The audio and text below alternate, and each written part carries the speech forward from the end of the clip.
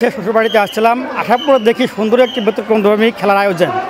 তো এই খেলাটা দেখে খুব ভালো লাগছে আমার। ঈদ পরবর্তী দিন আমাদের বিশ্বাসবাড়ির উদ্যোগে সমাজসেবা অফিসার অসীম আকরাম স্যারের উদ্যোগে আমাদের বিশ্বাসবাড়িতে একটা অনুষ্ঠানের আয়োজন করা হয়। এই অনুষ্ঠানে আমরা সবাই খুবই আনন্দিত এবং ঈদ পরবর্তী যে একটা আনন্দ বা উপভোগ করার একটা বিষয়, আমরা সবাই এটা অনেক উপভোগ করি। আশেপাশের গ্রামের লোকজন প্লাস গ্রামের সবাই আমরা এই অনুষ্ঠানটা উপভোগ করে থাকি। এর জন্য অসীম আকরাম স্যারকে অনেক ধন্যবাদ।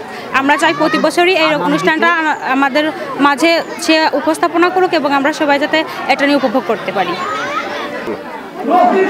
বর্তমানে আমরা বিভিন্ন অনলাইনের মাধ্যমে অনেক খেলাধুলা আমরা দেখি, তবে আজকে যে খেলাটি এটি আসলে বাস্তবে সরাসরি নিজের চোখে দেখতে পারতেছি এবং এলাকার যে গ্রামের যে সমস্ত মানুষ এখানে এসেছেন তারা আনন্দ উপভোগ করছেন।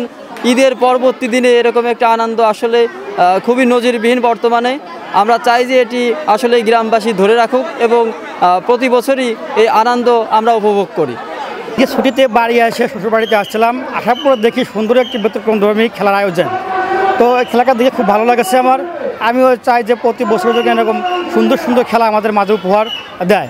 আমি স্যারকে বলবো যে বা ভাইকে বলবো যে প্রতি বছর যেন এরকম খেলা আমাদের দেখাতে পারে উনি।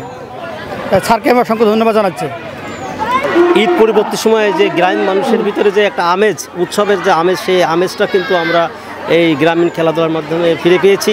অনেক দিন ধরেই কিন্তু গ্রামীণ যে পরিবেশে যেই হারানো খেলাগুলো হারিয়ে যেতে বসেছিল, সেই খেলাগুলোর মাঝে ঈদ পরবর্তী সময়ে মানুষের মাঝে যে এই খেলাগুলো আনন্দ এবং সুন্দর একটা আনন্দ দিয়েছে, সেটা কিন্তু আমরা দেখতে পেয়েছি।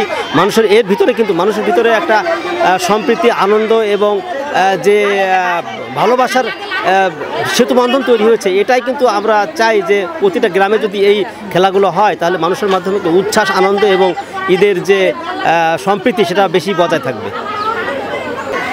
গ্রাম বাংলার মানুষের চিত্ত বিনোদনের যে সুযোগটা এটা অনেকটাই কমে গেছে। এই চিন্তাভাবনা করে আমি দেখলাম যে আমরা ঈদে যারা বাইরে থাকি আমাদেরও তো সময় পাই না, আর গ্রামের মানুষ খেলতে চায় কিন্তু আয়োজন করে দেওয়ার মতো পরিবেশ না থাকে, তারা খেলতে পারে না। তো আমি এই চিন্তা করে দেখলাম যে ঈদ আনন্দ, ঈদে সবাই বাড়িতে আসে, আমি যদি এই ধরনের কিছু আয়োজন করতে পারি, গ্রামের মানুষও, আমি গত 3 বছর যাবৎ আয়োজন করে আসছি, গ্রামের মানুষ বেশ সাড়া দিচ্ছে। ওইখান থেকে আমি উৎসাহিত হয়ে আমি দেখলাম যে ঈদে বাড়ি আসবে সবাই, তাদের একটা আনন্দ বিনোদনের ব্যবস্থা করে দিই। কারণ এখন মাঠ নেই, মাঠ না থাকার কারণে অনেক খেলাই সম্ভব হয় না, যে কারণে ছোট্ট পরিসরে যে খেলাগুলো আয়োজন করা সম্ভব এবং দর্শকরা যেগুলো পছন্দ করে আমি ঠিক সেই ধরনের খেলাই আয়োজন করেছি।